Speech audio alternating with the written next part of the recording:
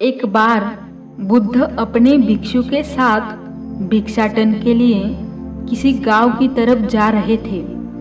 तभी अचानक बुद्ध के पैरों में कांटा लग गया। कांटा इतना तीक्ष्ण था कि चुभते ही रक्त की धार निकलने लगी। बुद्ध के भिक्षु ने रक्त को रोकने के लिए एक कपड़ा फाड़कर बुद्ध के पैर पर बांध दिया। इस घटना को कुछ लोग देख रहे थे। वो बुद्ध से ईर्ष्या करते थे। उन्होंने बुद्ध से कहा कि हम तो तुम्हें परम ज्ञानी समझते थे, लेकिन तुम भी दर्द को सहन नहीं कर सकते हो। तुम पाखंडी हो और ये हमने सिद्ध कर दिया है। ये कांटे हमने ही बिछाए हैं। इस गांव में तुम्हारा स्वागत नहीं, तिरस्कार होगा। इस गांव में तुमको कोई भिक्षा नहीं मिलेगी।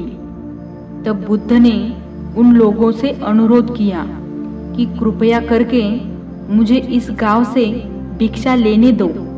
बुद्ध के ईर्ष्यालुओं ने बुद्ध का उपहास बनाते हुए कहा कि अगर तुम्हें भिक्षाटन के लिए इस गांव में आना है तो तुम्हें अपने रक्त का बलिदान देना होगा। तुमको इस कांटों के रास्ते से गुजरना होगा।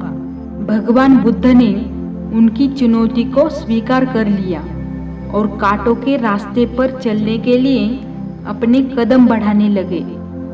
बुद्ध मुस्कुराते हुए कांटों पर चलने लगे। बुद्ध के साहस को देखकर गांव वाले चकित रह गए और कुछ लोगों की आंखें फटी की फटी रह गई। गांव वाले सोचने लगे कि बुद्ध भिक्षा के लिए दूसरे गांव भी तो जा सकते थे, तो फिर कांटों पर चलकर क्या साबित करना चाहते हैं। गांव वाले बुद्ध के संदेश को इतनी जल्दी नहीं समझ पाए। यहाँ पर बात सिर्फ भिक्षा की नहीं थी, बल्कि जीवन को बदलने की थी।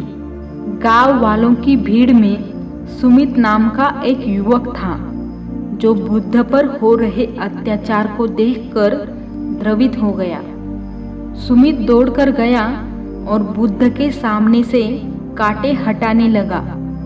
बुद्ध के ईर्ष्यालु सुमित को रोकने लगे और उसका दाना पानी बंद करने की धमकी देने लगे। सुमित ने किसी की बात पर ध्यान नहीं दिया और कांटों को हटाते हुए बोला, हे भगवान, आप इन मुट्ठी भर लोगों की वजह से अपने आप को कष्ट मत दीजिए। आप गांव में प्रवेश कीजिए। गांव के बहुत सारे लोग आपको भिक्षा देने के लिए आतुर हैं। तब बुद्ध ने सुमित को अपने पास बुलाया और उसे आशीर्वाद देने लगे। तब सुमित पीछे हट गया और बोला, हे भगवान, आप मुझे छूकर अपने आप को अपवित्र और दूषित न करें। तब महात्मा बुद्ध उसे बोले, तुम अपने आप को दूषित क्यों कहते हो? स्पर्श से कभी कोई भी दूषित नहीं होता है। मनुष्य तो लोभ, लालच, घृणा, ईर्ष्या से दूषित होता है। तुम्हारे अंदर तो प्रेम भरा है। तुम दूसरों का सुख चाहते हो। तुम तो पवित्र हो। बुद्ध के बोल सुनकर गांव के कुछ लोग बोले, तुम तो अपने आप को बड़े ज्ञानी कहते हो। तुमको तो जाति का कोई ज्ञान ही नहीं है। तुम पाखंडी हो। बुद्ध उनको बड़े ही शांत स्वभाव से कहते हैं, मानव से मानवता छीनना पाखंडी की निशानी है। मुझे पाखंडी बोलकर यदि आपको संतोष मिलता है तो मेरे लिए दुख का कोई विषय नहीं है। कुछ लोग बुद्ध पर बरस पड़े, परंतु यह तो धर्मशास्त्र है, फिर यह पाखंड कैसे हुआ?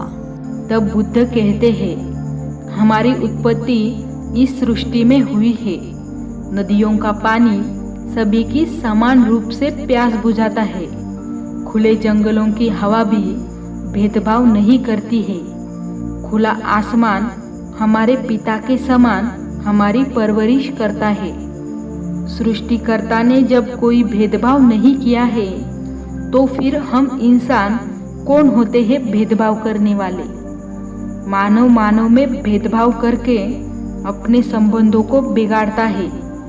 बुद्ध के वचन के बाद कुछ लोग कहते हैं, अगर आप इतना ही कहते हैं तो सुमित को अपना भिक्षु क्यों नहीं बना लेते।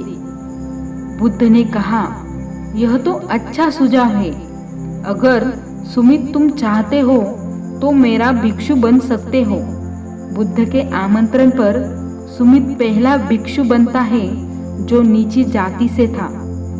इस पूरे विवरण में केवल सुमित का ही नहीं बल्कि शेष सभी लोगों का भी जीवन रूपांतरित हुआ।